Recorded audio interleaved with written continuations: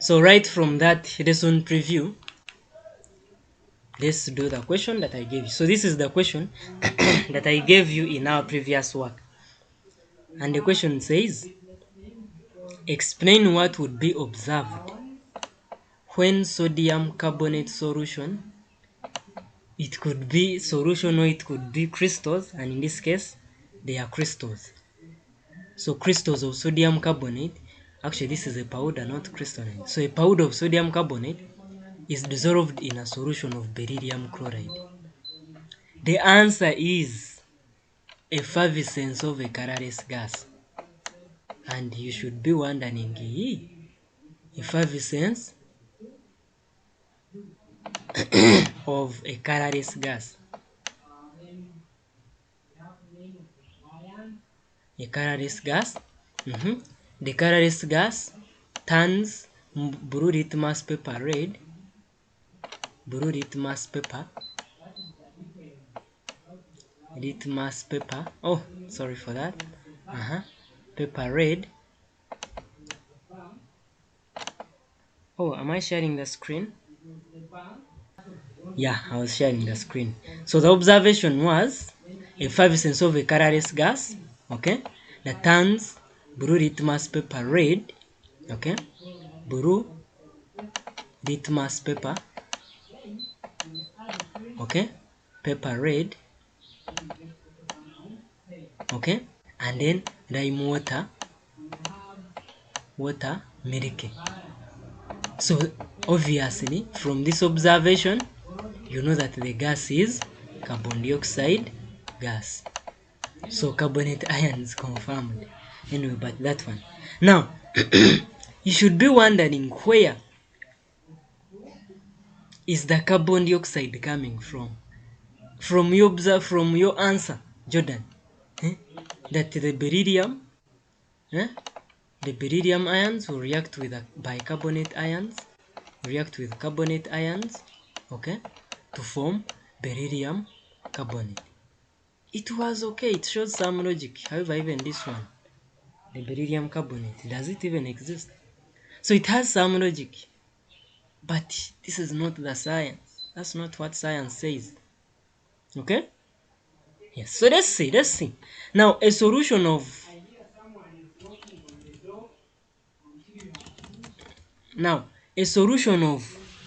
beryllium carbonate, beryllium chloride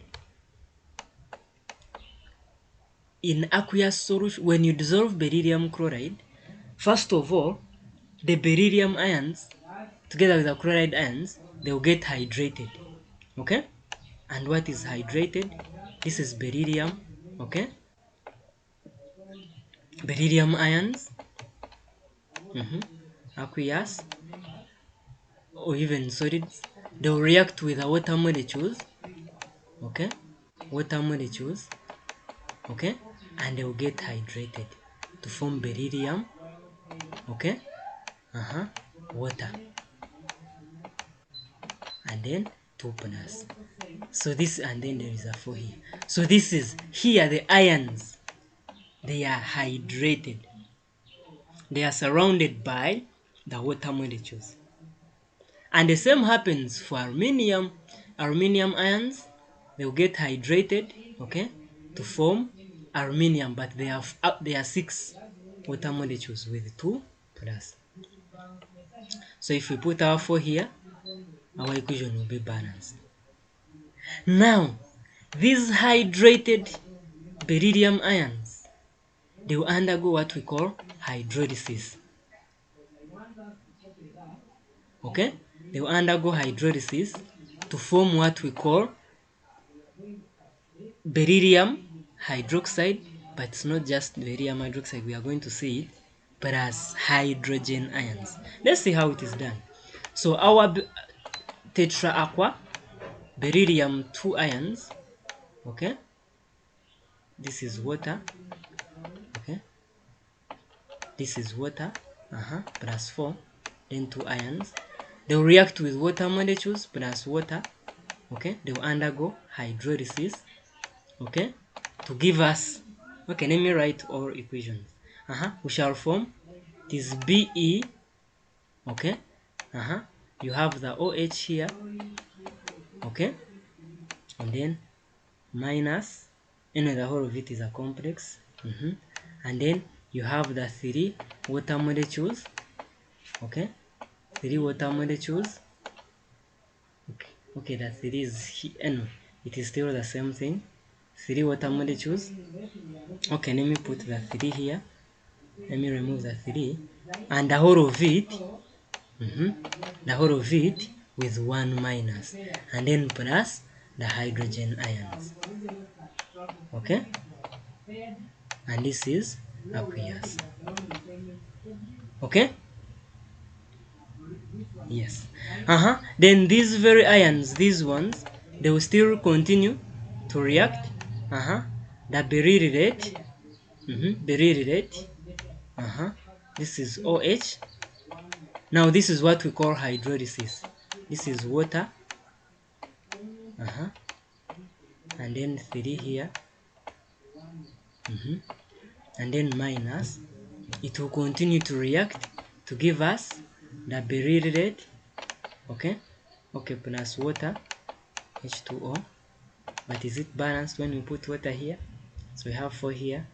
No, it's not. Okay, let's not put it. Then this is OH2.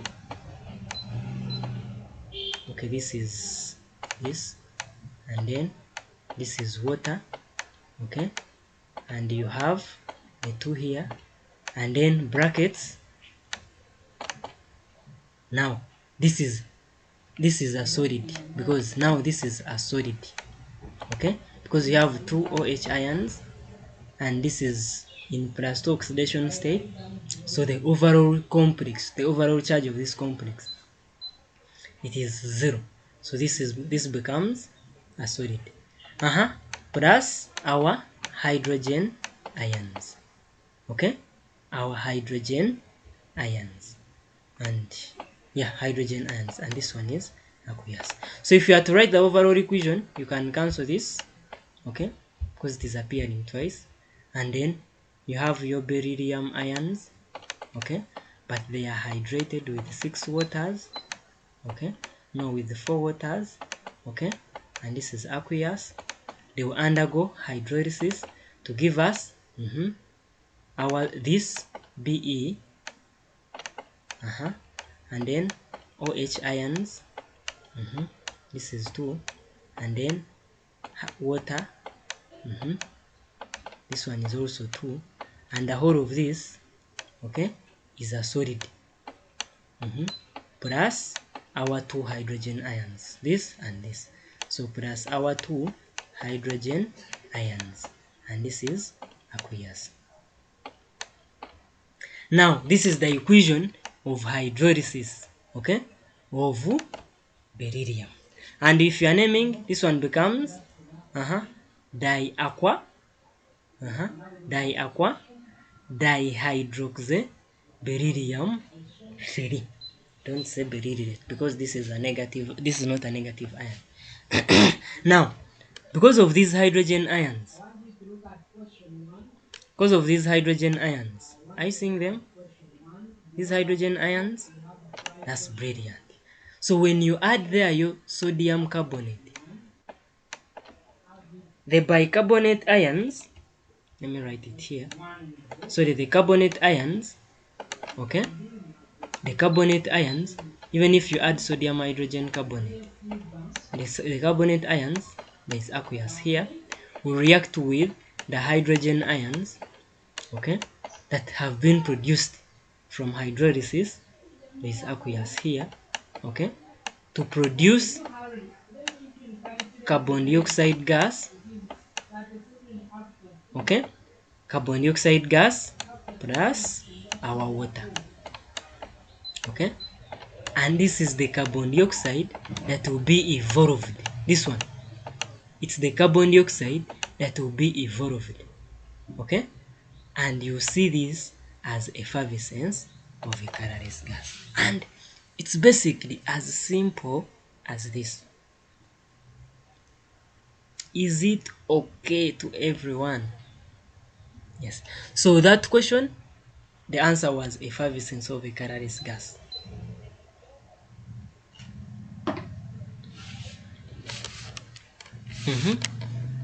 A gas that turns lime water milky, okay, and blue litmus paper red. And the gas is carbon dioxide. And that's where carbon dioxide is coming from. It is not that big deal. So, questions before I wrap everything, you're going to unmute and ask.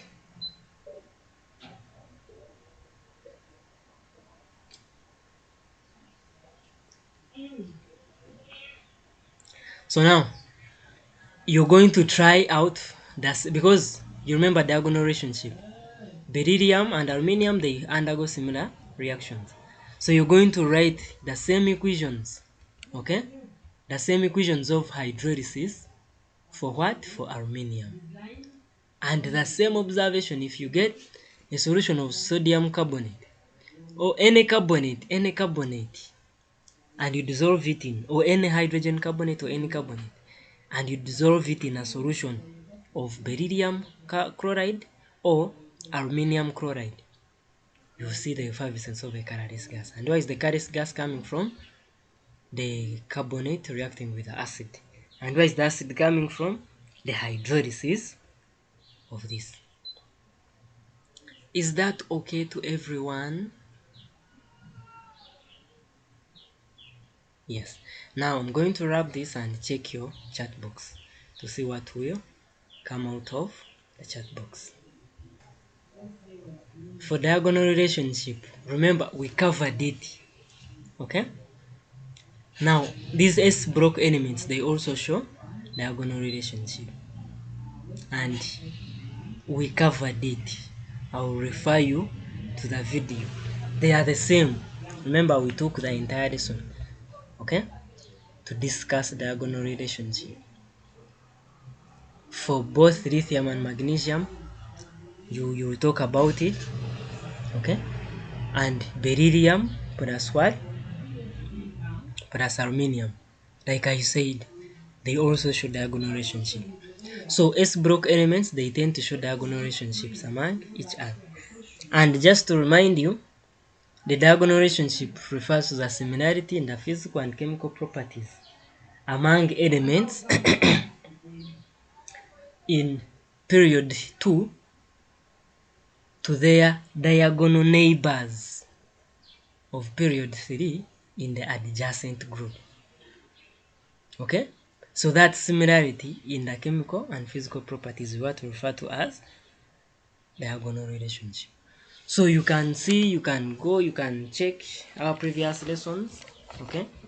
How beryllium resembles aluminium, how lithium resembles magnesium, the reasons for diagonal relationship, and some of the examples where these elements show diagonal relationship. Okay? Yes. Now, we are done with S block elements and let's talk about the practical part of it. Because this is practical now. These are the elements they can ask you: calcium, magnesium, or barium. However, barium is rare. But they can give you one solution so they can give you one substance containing calcium and another substance containing magnesium. And you are required to separate all of them to carry out analytical tests to identify the chemical nature of the solutions. Okay? Yes. So that is qualitative analysis. So if that one happens, yes, as we have seen, by the way, from what we've covered, you have seen that these elements, they show some differences as far as their chemical reactions are concerned.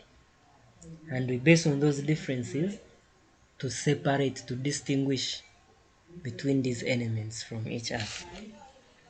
For example, calcium, magnesium, and barium. So let's see how we can separate them using sodium. So using sodium hydroxide. Now all of them, they do form a white precipitate, and the white PPT is insoluble in excess. Okay? is insoluble in excess, and all of them do form that.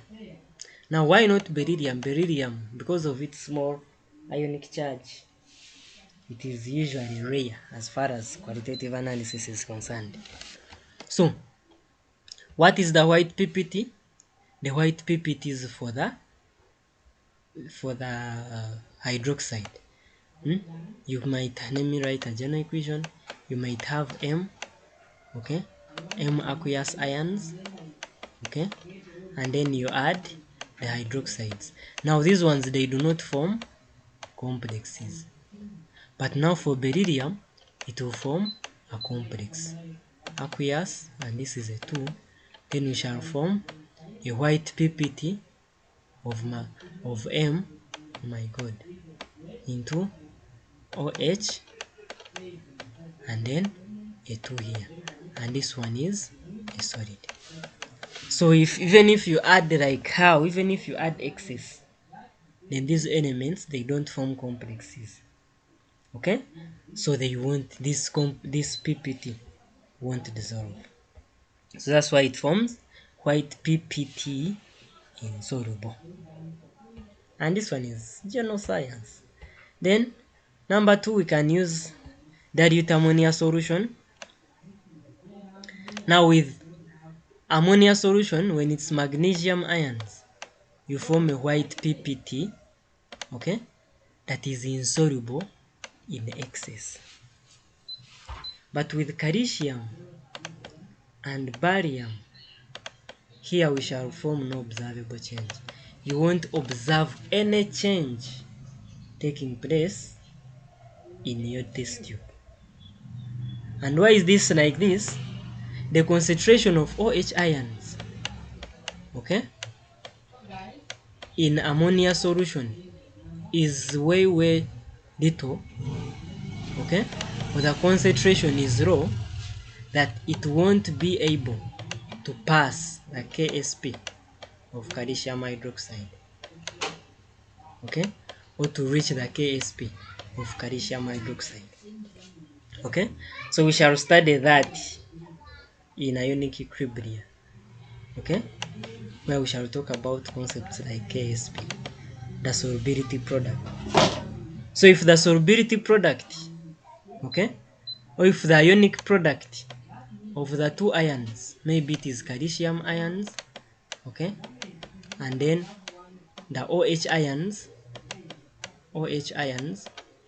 if this ionic product does not exceed, okay, does not exceed the KSP of a given salt, then you cannot form any precipitate.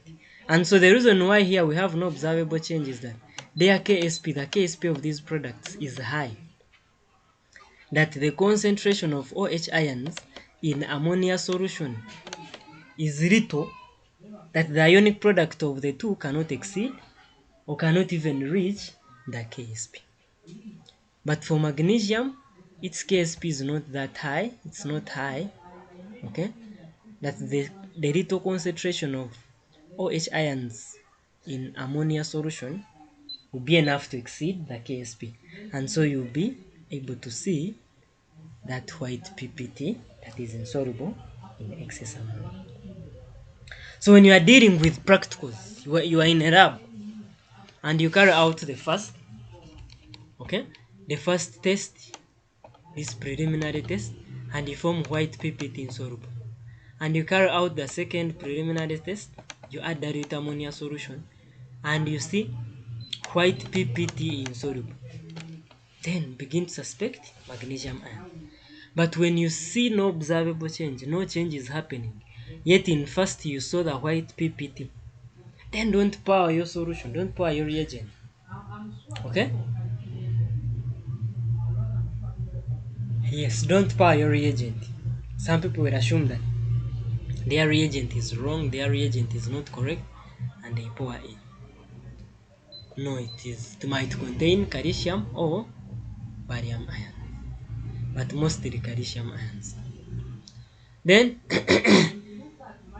if we use sulfuric acid, okay, or sodium sulfate, Now this one takes us to the solubility of sulfates down the group, where we saw that the solubility increases down the group. So when you add to a solution that contains magnesium ion, okay, since the solubility increases down the group, decreases down the group, magnesium sulfate will be kinda soluble that you won't see any observable change. But now for calcium, which is sparingly soluble, you will see some white PPT. But for barium, this is obvious. You just add it, just a drop, the whole solution turns to white. Okay? White PPT. And why is it turning to white PPT? Because of that. So, we can tell you you carry out this first test, you carry out this second test, and then we tell you to add sulfuric acid or sodium sulfate solution. And then after that, we say carry out your test, a test of your choice to confirm the cations. Okay? So if that one happens, then you must be able to tell which cations basing on these three or basing on these two preliminary tests. Is that okay? Yes. Then we can also use potassium chromate to separate between barium and calcium. And for barium, the yellow precipitate that is insoluble in ethanoic acid is going to be formed. So you get your colorless solution, you add potassium chromate, they will all form yellow precipitate. Why yellow? Because cations don't, okay, they do determine the color, but in this case, the chromate, these are non-transition elements. So the chromate, the whole solution will take up the color of the chromate, and the yellow PPT will be formed. And this yellow PPT, if you add the ethanoic acid, and it persists, then you automatically confirm. Okay? If you add the ethanoic acid and it persists, then you automatically confirm that probably they are barium ions. But if you add there ethanoic acid and it dissolves, then you automatically know that it is calcium ions. Is that okay? Yes. Now, alternatively, we can use ammonium oxalate followed by ammonia solution. Now here, if it's calcium, we shall get a white PPT. If it is magnesium and calcium ions, then we shall see no observable change. So therefore now, can you carry out a test from the above? Can you carry out a test to confirm these individual ions or these different ions? For barium ions, how are you going to confirm it? Calcium ions, how are you going to confirm it? Okay? And magnesium ions, how are you going to confirm it? Now, with disodium hydrogen sulfate, phosphate, the magnesium ions, they do form that white PPT. But the white PPT is insoluble in ammonia. And the same reaction is valid for zinc, whereby zinc will also form the white PPT, but the PPT for zinc, it is highly, it will dissolve. Why is it dissolving? Because of formation of the complex. The zinc and the ammonia, they form a complex. And it is that complex which will dissolve to make a solution colorless, or to make a clear solution. But for this one, for magnesium, it won't dissolve in ammonia solution. So if you add your disodium hydrogen sulfate to a solution, and you see that solution turning to white PPT, then you add there excess ammonia, and the solution is not dissolving, the PPT is not dissolving, then you know that that's magnesium ions. But if you add there the disodium hydrogen sulfate and the white PPT formed dissolves,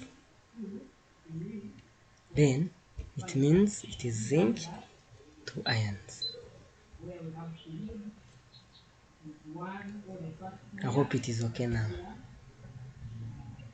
Any question for me as far as qualitative analysis is concerned? So you can do those questions. Write reagents, write solutions that we can use to distinguish between these following pairs of organic compounds. So I'll give you how many minutes? It is 55. I'll give you 5 minutes to attempt that simple work.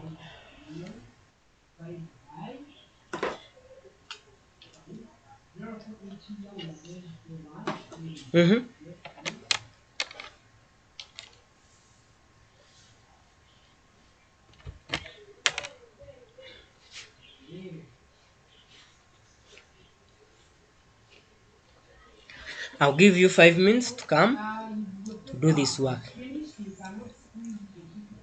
So if I have 4, let me first go and make some simple short call. So now with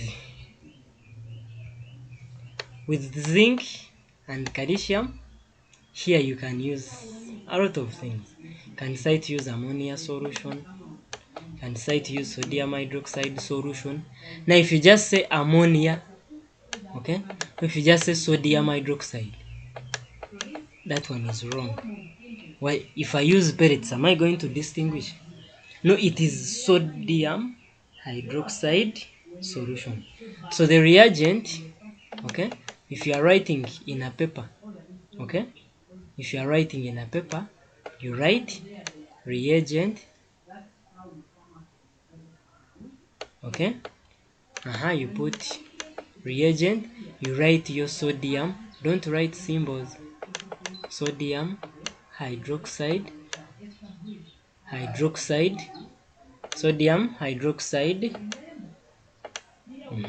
solution, okay.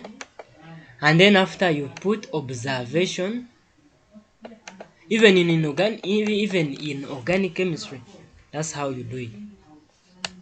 So you put observation, okay, and you write zinc 2 ions, okay. You put white PPT, full words soluble, okay, white PPT soluble in excess. Now then you put for calcium, that's white PPT insoluble, PPT insoluble in excess. So you shall get the correct answer. Now for magnesium sulfate and calcium sulfate, obviously this what is varying, the difference is magnesium ions and calcium ions. However, this one is insoluble, so it might be precipitated out. But if we focus on calcium ions and magnesium ions, yes, we shall use our dilute, not conc. Dilute sulfuric acid. Okay, dilute sulfuric acid. And with dilute sulfuric acid, with this, still it is sulfate ions. Okay, so we shall get a white PPT. Okay, white PPT. So like I said, it is already precipitated, but I focused on the calcium ions. After all, that was the interest of my question. But for magnesium ions, since this one is soluble, okay, the solubility decreases down the group, and so magnesium sulfate is soluble, then we shall get an observable change. Then here, this is a chloride, and this is a sulfate. Yet it is the same chloride. So what we can do the heating. This one, it persists on heating, and this one, it dissolves on heating, okay, and then reappears when it cools down. Alternatively, we can use, is it ammonia solution? Yes. we can use ammonia solution. Okay, and when you add ammonia solution here, you won't have any observable change. The white ppt is going to persist. Okay, but for this one, the white ppt is going to dissolve in ammonia solution. So if you do that, then you'll be able to distinguish between those pairs of organic compounds. And I was amazed you gave me that. So that's how we finish the S block elements. So in case you have a question as far as S block elements are concerned, then this is the right time, okay, to ask for that question. If you don't, then we shall go to group 4 element, group 7 elements, the halogens. So we have finished the S block elements. Now let's see how these group 7 elements, the halogens, the chloride, the fluorine, the halogen, and the bromide, plus the is it aspartame down there, how they behave.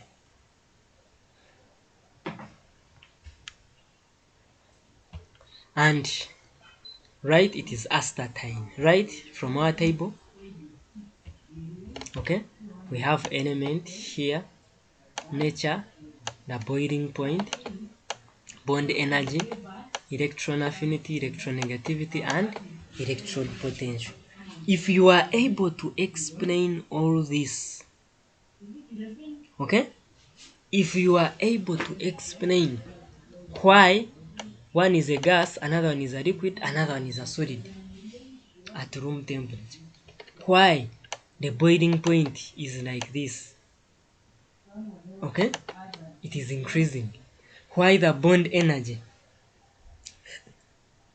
is like this, generally it is decreasing, you can see from here it's decreasing, but now this one is abnormally lower than the rest. The electron affinity, the more negative, the higher the electron affinity. So the electron affinity is decreasing, okay, down the group. Why? If you can explain that, then you'll be good to go as far as inorganic is concerned. The electronegativity, it is decreasing down the group, and I hope you can see that. And why do you think the electronegativity is decreasing down the group? And the electrode potential, it is becoming less negative, so the more negative down the group. Why? What does that mean? If you can explain this, then you'll be good to go. Can you try to explain these three?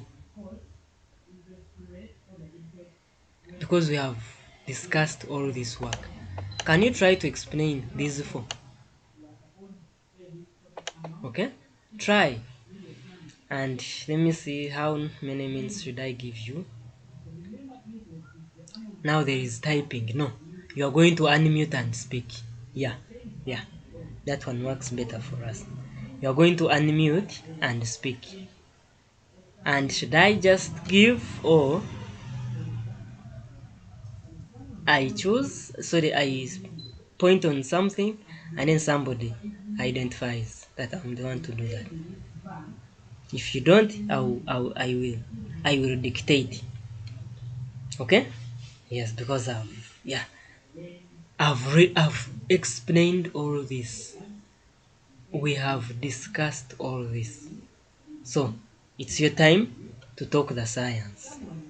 Now, who is going to explain the boiling point among the group 7 elements?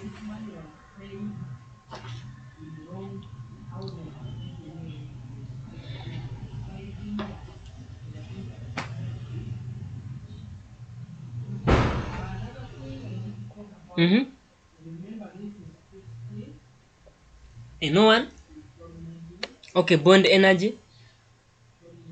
You choose or else I choose for you. You choose or else I choose for you.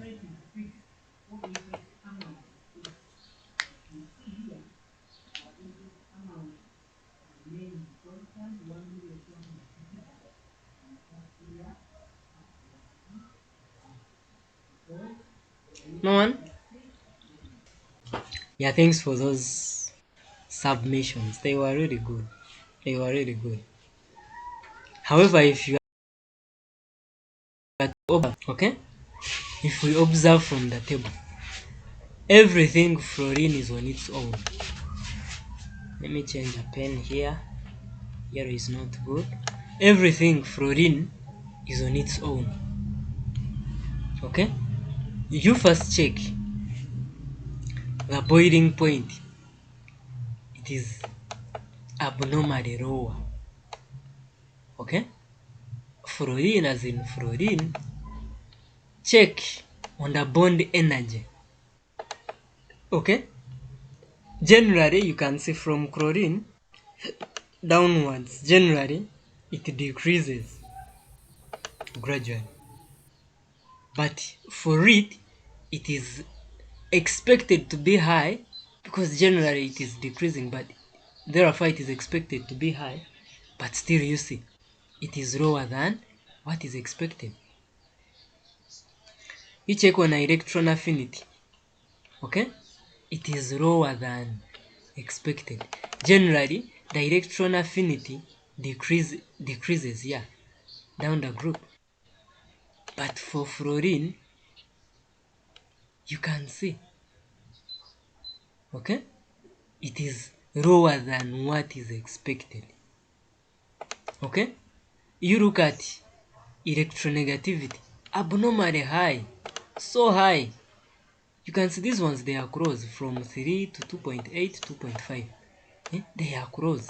But this one is abnormally high. Look at the electrode potential. Abnormally high compared to the rest. So what does that imply? What does it show you?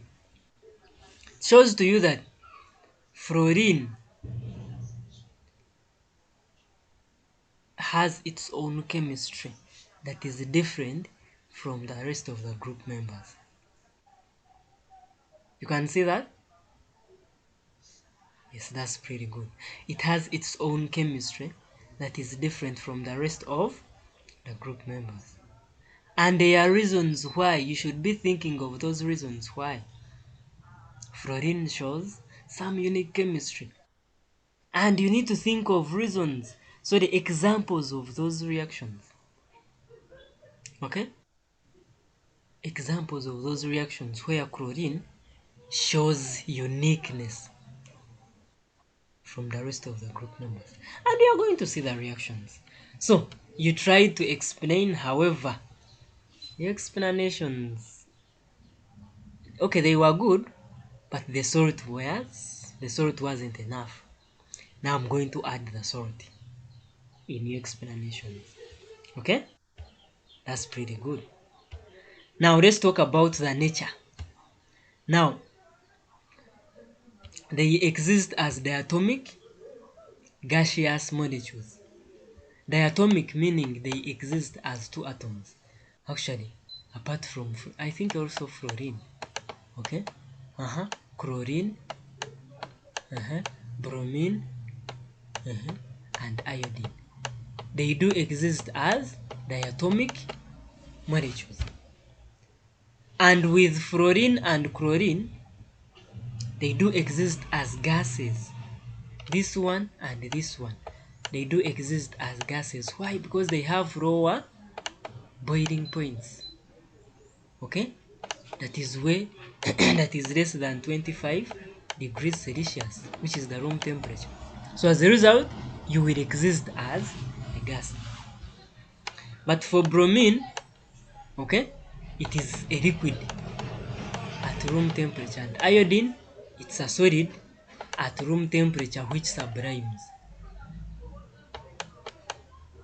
Okay, the solid sublimes. Now why? Which explanation can you give to the nature? It's the boiling point. Okay, and what makes their nature? It is the molecules, the shape of the molecules, and the forces that keep these molecules together, close together. So since they are Covalent molecules, they are formed by covalent bonding. They form simple molecular structures. This is a mark. Jordan, this is a mark, and it missed in your explanation. They form simple molecular structures. And these simple molecular structures, their molecules are held by the van der Waals forces of attraction. Remember, we studied bonding. If you've forgotten, go back and watch the video. It is in the classroom. If it's not there, ask me. I'll give it to you. So they do form the molecules, these simple molecular structures that are formed by these halogens.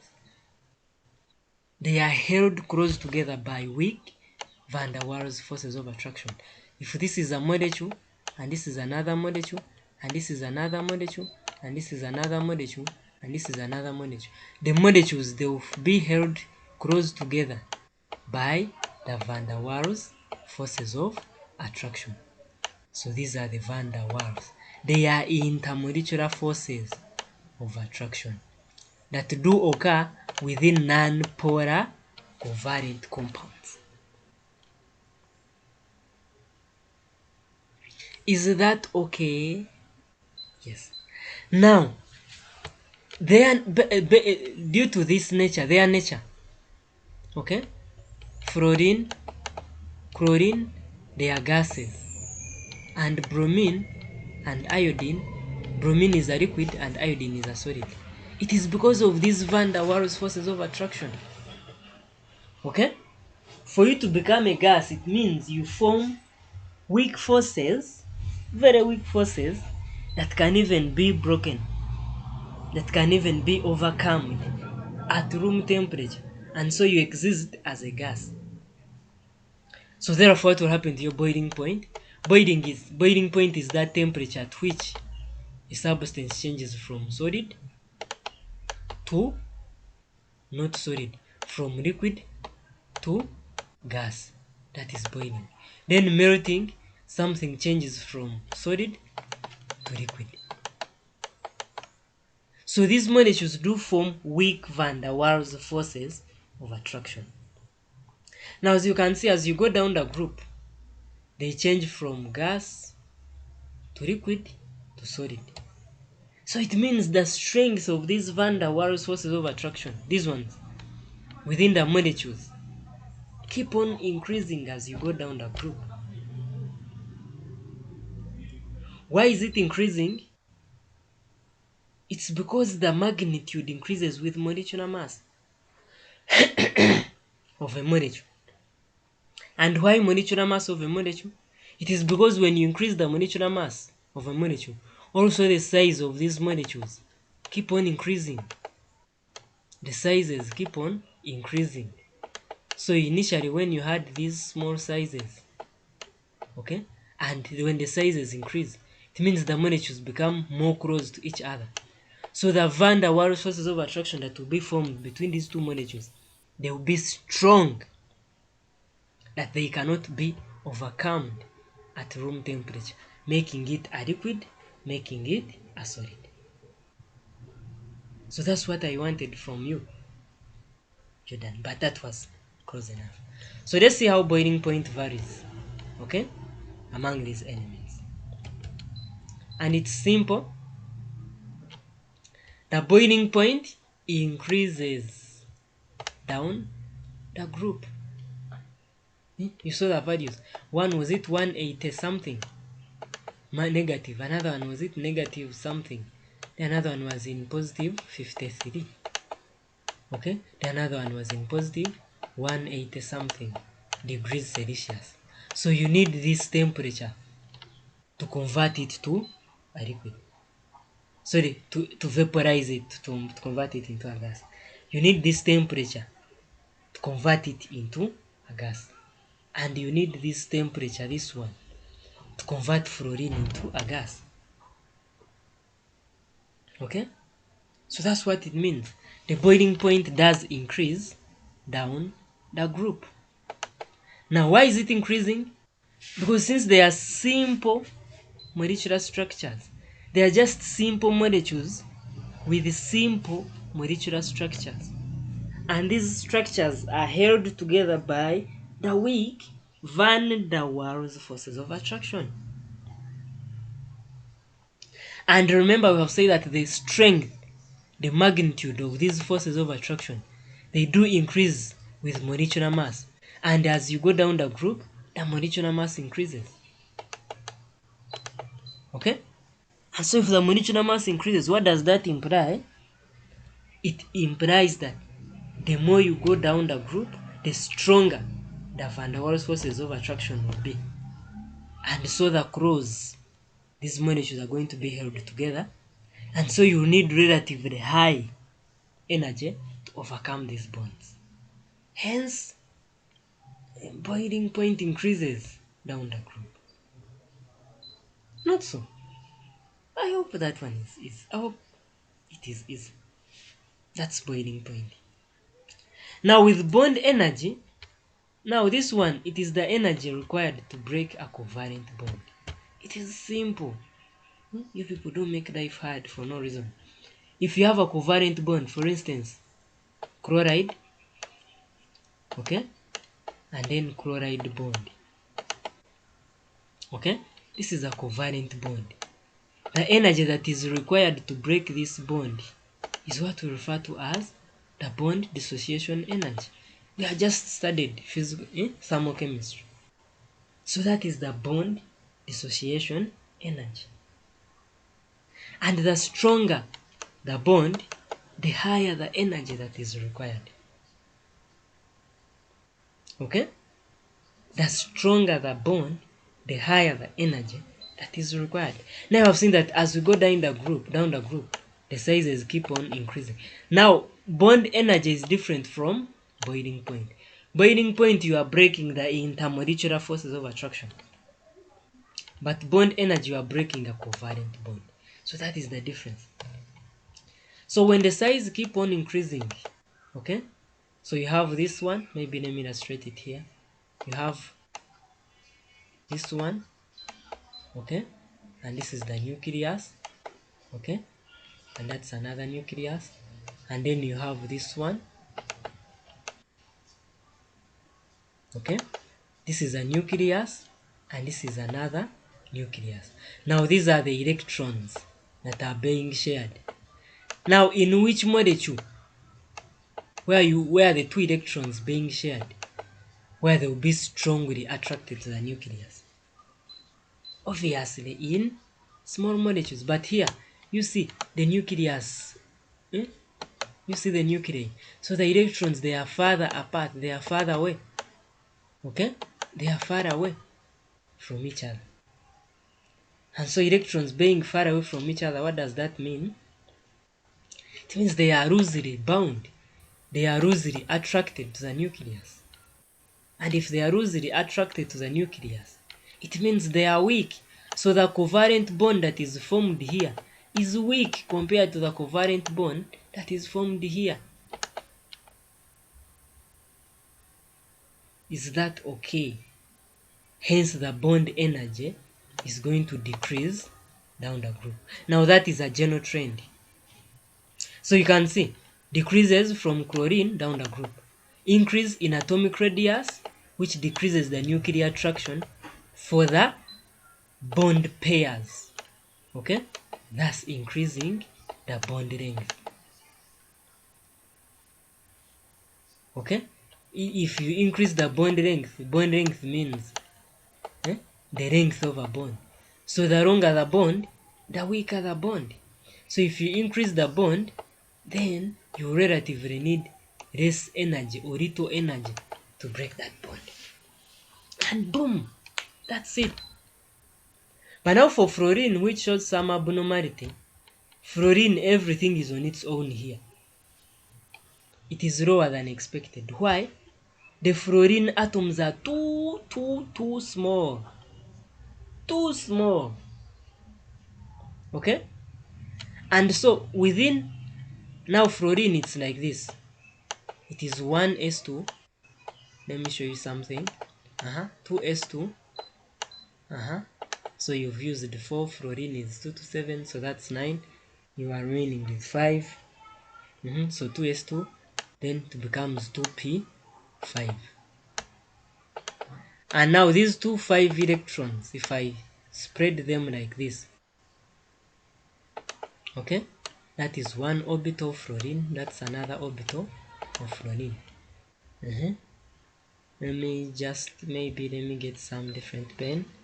So if this is 1, I'm feeding the 5, 2, 4, then you go back here, 5, this is 1, 2, 3, 4, 5. Now this is the orbital that will remain with unpaired electron, that when you come and overlap with another fluorine molecule, it will also bring the other electron and put it here, plus its own electrons or orbitals. Now what does this mean? The atoms are too small to each other.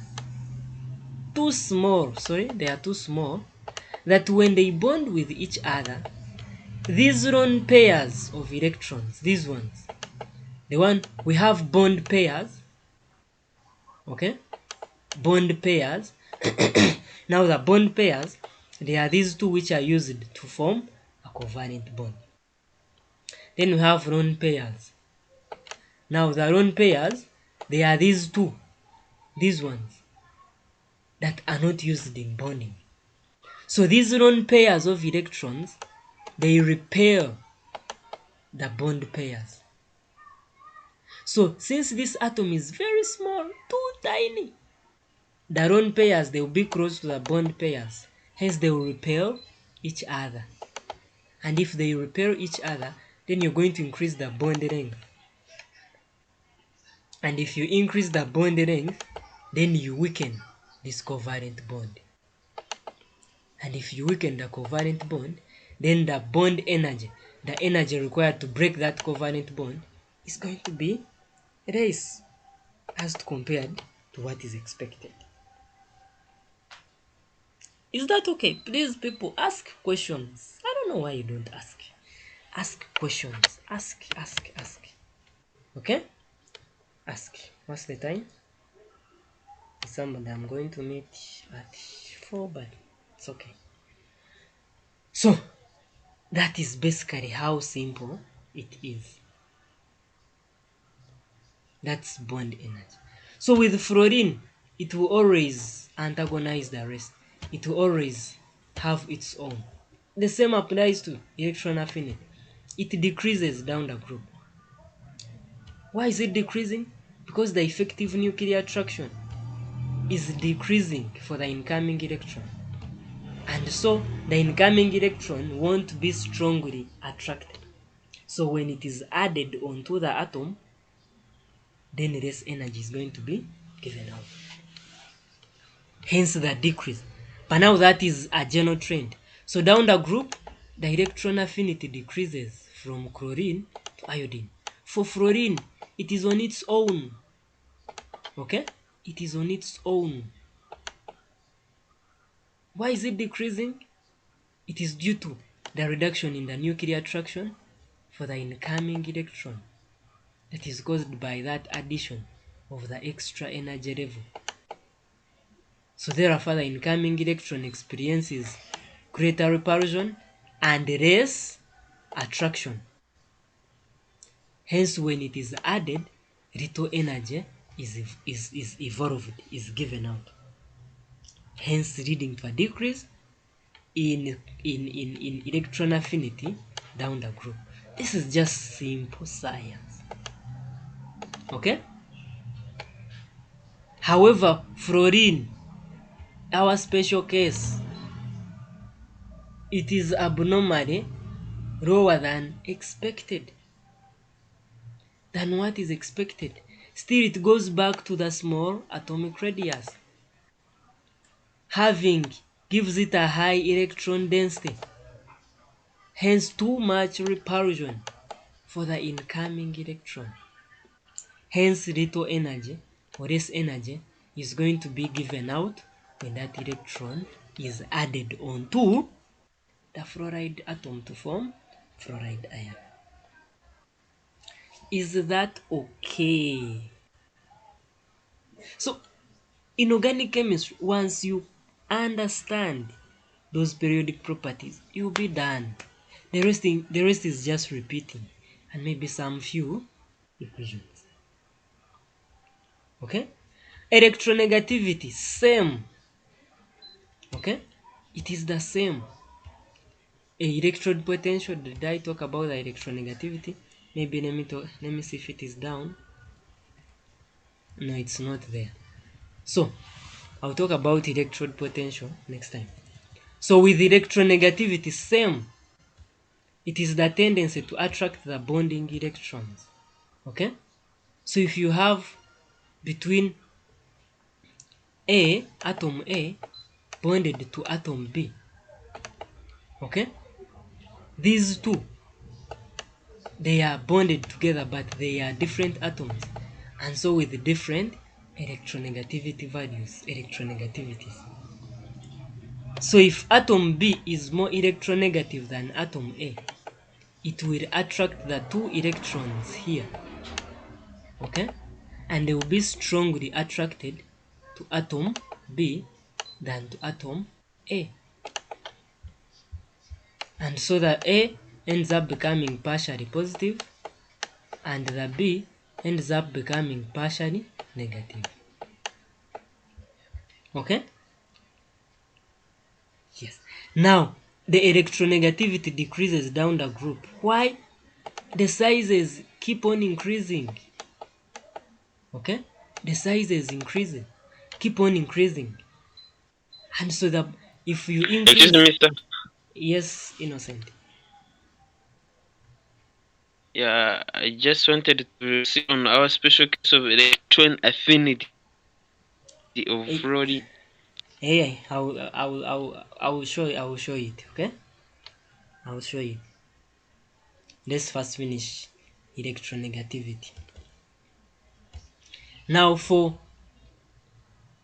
down the group, the sizes are increasing. So if the sizes increase, then the bonding electrons become further, okay, away from the nucleus.